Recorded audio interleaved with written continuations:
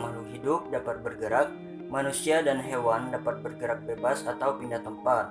Untuk bergerak, manusia dan hewan memerlukan sarana bantu untuk bergerak yang disebut alat gerak. Alat gerak dapat berupa kaki untuk berlari, sirip untuk berenang, atau sayap untuk terbang.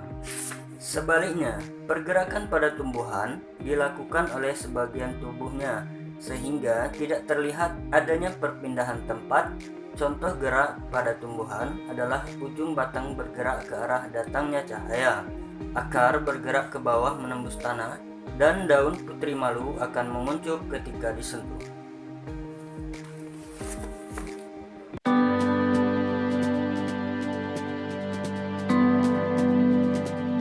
Makanan dan air merupakan kebutuhan bagi semua makhluk hidup.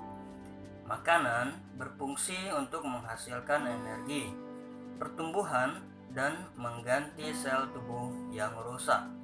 Air berfungsi sebagai zat pelarut di dalam tubuh.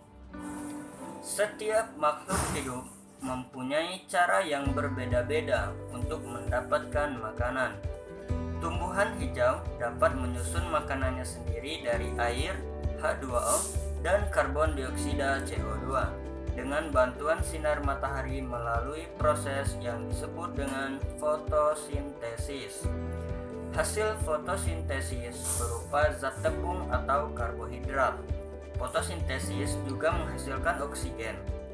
Oleh karena kemampuannya untuk membuat makanan sendiri berupa bahan organik, tumbuhan disebut sebagai makhluk hidup autotrof. Makhluk hidup juga ada yang bersifat heterotrof, yaitu makhluk hidup yang menggunakan bahan organik sebagai sumber makanannya. Contohnya adalah manusia dan hewan. Manusia memakan tumbuhan dan hewan. Hewan memakan tumbuhan dan hewan lainnya.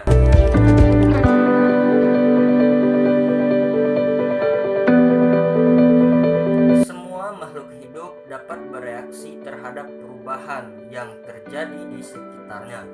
Reaksi ini timbul jika ada rangsang dari lingkungan. Rangsang dapat berupa cahaya, panas, dingin, bau gas, sentuhan, gravitasi, rasa, dan lain-lainnya. Manusia dan hewan menggunakan indera untuk mengenali adanya rangsangan. Misalnya, mata peka terhadap rangsangan cahaya, telinga peka terhadap getaran suara, hidung peka terhadap bau, kulit peka terhadap sentuhan atau tekanan, dan lidah peka terhadap rasa zat. Tumbuhan tidak memiliki indera seperti pada manusia dan hewan, tetapi peka terhadap rangsang. Misalnya, ujung batang selalu menghadap ke arah datangnya cahaya. Ujung akar tumbuh ke bawah karena gaya gravitasi, dan putri malu akan mengatupkan daunnya jika disentuh. Sifat mampu menanggapi rangsang yang datang dari lingkungan disebut iritabilitas.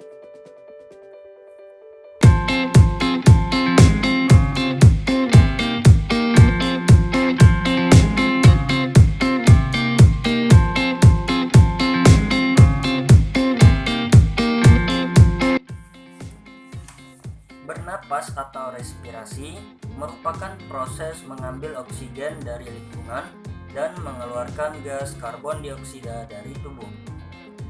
Oksigen digunakan untuk mengubah zat makanan menjadi energi secara kimiawi. Energi yang dihasilkan digunakan untuk berbagai aktivitas tubuh.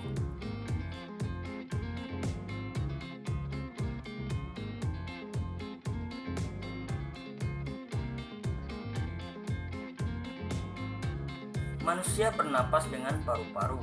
Hewan yang hidup di darat juga bernapas dengan paru-paru. Misalnya kucing, kelinci, ayam, burung, dan sapi. Hewan air umumnya bernapas dengan insang, misalnya ikan, gurami, ikan tuna, dan ikan hiu. Ada pula hewan air yang bernapas dengan paru-paru, tetapi dapat bertahan lama di dalam air. Misalnya penyu, paus, lumba-lumba, dan duyung, yang merupakan kelompok hewan mamalia air. Beberapa kelompok hewan memiliki alat pernapasan yang masih sederhana, misalnya cacing. Cacing tanah bernapas dengan kulit dan serangga bernapas dengan trakea. Bagaimana bernapas pada tumbuhan? Nah, tumbuhan dapat bernapas atau mengambil oksigen melalui lubang-lubang kecil pada daun yang disebut dengan stomata. Selain itu, udara pernapasan juga keluar masuk melalui lubang-lubang kecil pada batang yang disebut lentisel.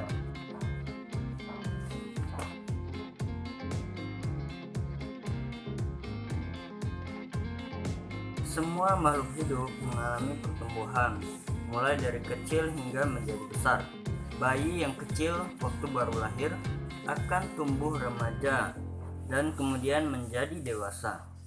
Anak hewan yang semula kecil lambat laun tumbuh menjadi besar seperti induknya.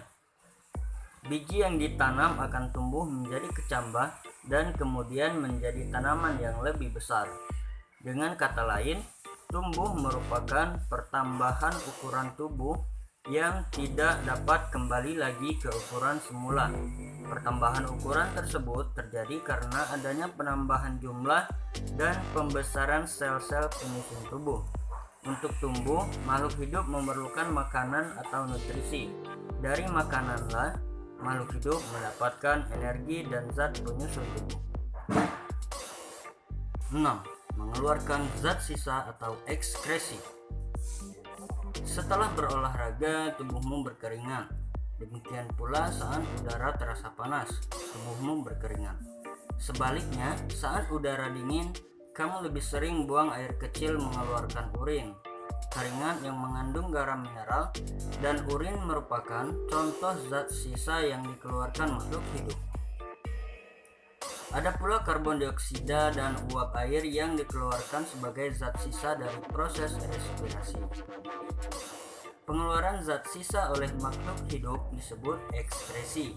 Ekskresi sangat diperlukan karena zat sisa bersifat racun sehingga jika tidak dikeluarkan akan mengganggu kinerja tubuh. Makhluk hidup memiliki alat ekskresi yang berbeda-beda. Tumbuhan mengeluarkan karbon dioksida dan uap air melalui stomata dan lentisel. Manusia mengeluarkan urin melalui ginjal, karbon dioksida dan uap air melalui paru-paru. Air dan garam mineral melalui kulit berupa keringat. 7. Berkembang biak reproduksi. Induk kucing melahirkan anak kucing, induk kuda melahirkan anak kuda, dan induk sapi melahirkan anak sapi. Dari satu individu berkembang menjadi banyak individu. Itulah yang disebut berkembang biak atau reproduksi. Makhluk hidup dapat berkembang biak. Tujuan makhluk hidup berkembang biak adalah untuk melestarikan jenisnya. Cara berkembang biak makhluk hidup berbeda-beda. Perkembangbiakan dapat terjadi secara kawin atau seksual atau generatif, dan tak kawin atau aseksual atau vegetatif. Reproduksi generatif merupakan reproduksi dengan cara meleburkan sel telur dengan sel sperma. Produksi vegetatif merupakan produksi tanpa adanya peleburan sel telur dengan sel sperma. Manusia berkembang biak secara generatif. Hewan dan tumbuhan ada yang berkembang biak secara generatif dan ada yang vegetatif. Reproduksi vegetatif dapat terjadi melalui pertunasan, contohnya pohon pisang, stek, contohnya pohon mangga, atau umbi, contohnya pohon singkong. 8. Beradaptasi. Pernahkah kamu memperhatikan bagaimana anjing dan kucing tidur? Ya, mereka menggulungkan badannya, bukan? Apakah hewan tersebut menggulungkan badannya pada hari panas? Perhatikan bahwa unta menyimpan lemak sebagai cadangan makanan di punggungnya. Kaktus memiliki daun berbentuk duri untuk mengurangi penguapan air di lingkungannya yang panas. Teratai memiliki daun yang lebar untuk mempercepat penguapan air di lingkungannya yang berair. Pohon jati akan menggugurkan daunnya pada musim kemarau untuk mengurangi penguapan. Semua contoh tersebut merupakan bukti bahwa makhluk hidup dapat menyesuaikan diri atau dapat beradaptasi dengan lingkungannya. Kemampuan beradaptasi membuat makhluk hidup dapat bertahan hidup di lingkungannya. Dari uraian tersebut dapat disimpulkan bahwa makhluk hidup mempunyai persamaan sifat atau ciri. Ciri tersebut adalah bernapas, respirasi, bergerak, bereaksi terhadap rangsang atau iritabilitas, memerlukan makanan atau nutrisi, tumbuh, mengeluarkan zat sisa atau ekskresi, berkembang biak atau reproduksi, dan beradaptasi dengan lingkungannya.